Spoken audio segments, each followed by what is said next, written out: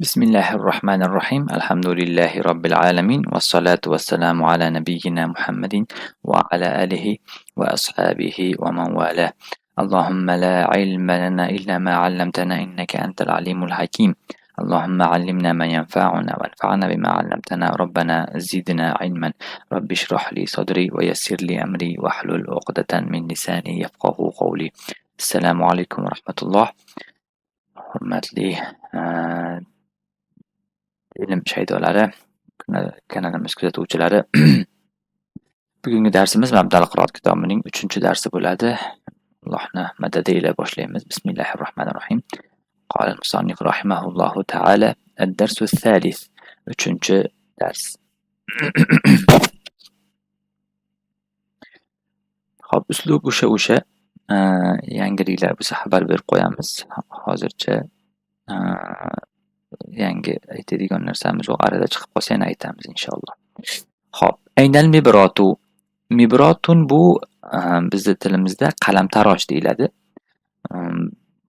Qalam chulaydigan deymizmi, qalam chiqarg'ich deymizmi? Ana shunday narsa, ya'ni qalamtarosh.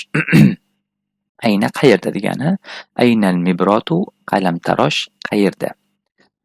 Khudhil miqlamata. Miqlamatun bu qalamdon degani. Biz ya'ni maktabda o'quvchilar penal deyishadi. Mana shunday qalamdon deb nomlaymiz. O'zbekchasiga khudh ol degani, miqlamata qalamdonni deyapti, ya'ni qalamdonni ol. Khudhil kibrita. Kibritun bu gurgut. Khudh ol. Ya'ni khudhil kibrita, gurgutni ol. Hatil mihfazata.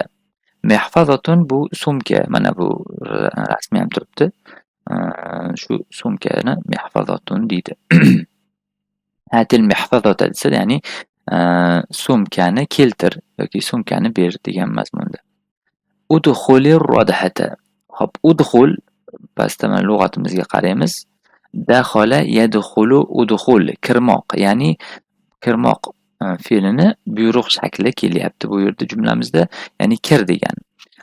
Udkhulir rodhata. Rodhatun degani zal. Bu yerda qaranglar. Zalga kir deb tarjima qilamiz.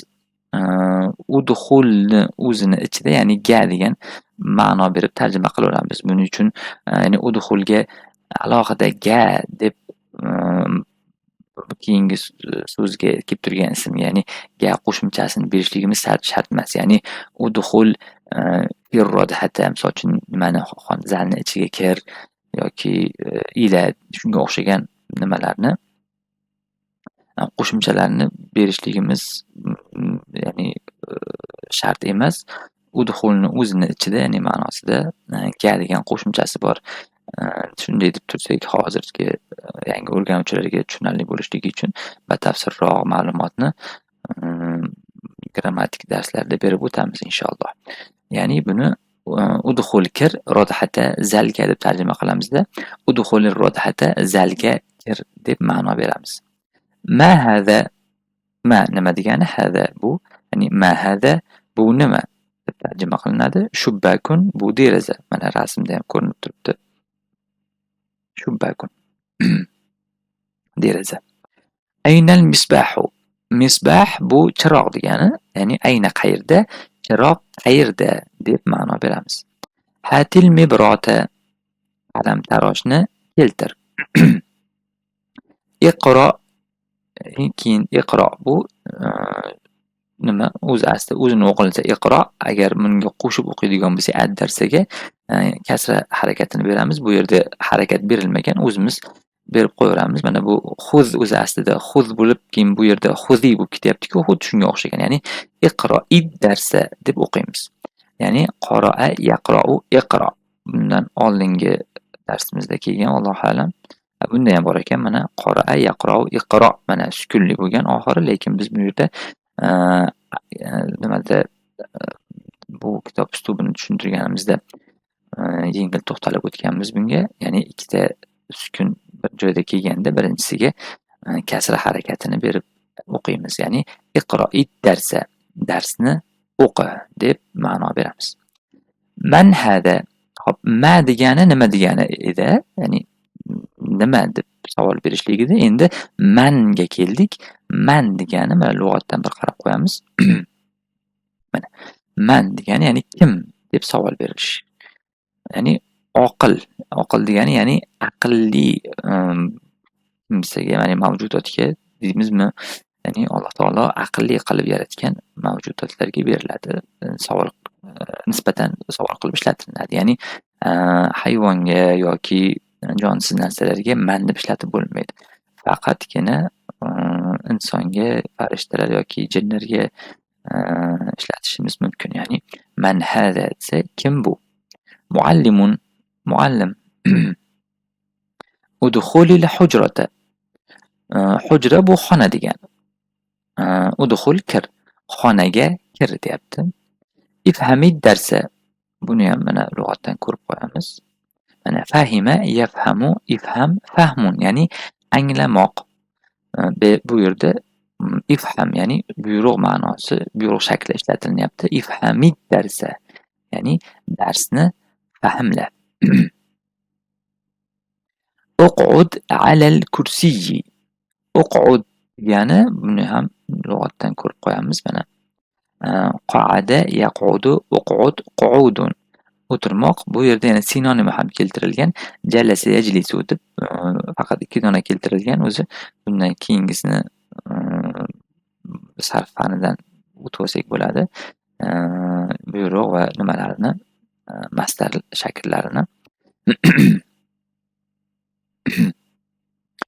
Ya'ni qoada ham o'tirmoq, ya'ni jalasa ham o'tirmoq, ikkalasini ham ishlatilaveradi. Bu kitobda hozircha qoada shakli berilgan, ya'ni uqud o'tir, alal kursiyyi, ala ustiga degani, ya'ni bir narsani ustki qismini nazarda tutib aytilsa, mana shu ala kalimasi, ya'ni harfi ishlatiladi.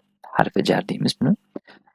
Ya'ni kursini ustiga o'tir, ya'ni o'tirganda bir narsani ustiga o'tiriladi. Shuning uchun uquddan keyin ala kalimasi ishlatiladi. Uqud alal kursiyyi degani kursiga o'tir deb qisqacharoq ma'no bersak ham bo'ladi. Ayna tabashiru. Tabashir bu doskaga yozadigan mel, bor deb aytamiz-ku, mana shu narsa. Ya'ni ayna tabashiru degani bor qayerda deb ma'no beramiz. Ala maktabil muallimi deyapti. Ya'ni oxiridan boshlab ma'no bersak, muallimning stolining ustida.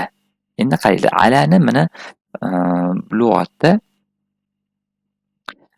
ga, da, ustida deb ma'no berilgan. Ya'ni bir narsani ustki qismini nazarda tutiladi bu yerda.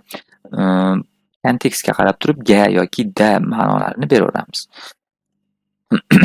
Mana uqud bilan kelganda ustiga o'tirib bo'ldi. Endi bu yerda ustida deb ma'no beramiz. Muallimning stolining ustida. Ya'ni bor qayerda desa, muallimning stolining ustida deb javob berilyapti. Man yaqra'ul kitaba fil fasli. Ya'ni man kim degani, yaqra'u o'qiyapti, al kitaba kitobni, fil fasli sinfda. Ya'ni sinfda kim kitob o'qiyapti deb ma'no beramiz. Abdulloh, ya'ni Abdulloh o'qiyapti-kini. Abdulloh deb javob berilyapti. Man fil fasli. Man kim? Fil fasli sinfda, ya'ni sinfdagi kim deb ma'no beramiz. Man yahfazu darsa.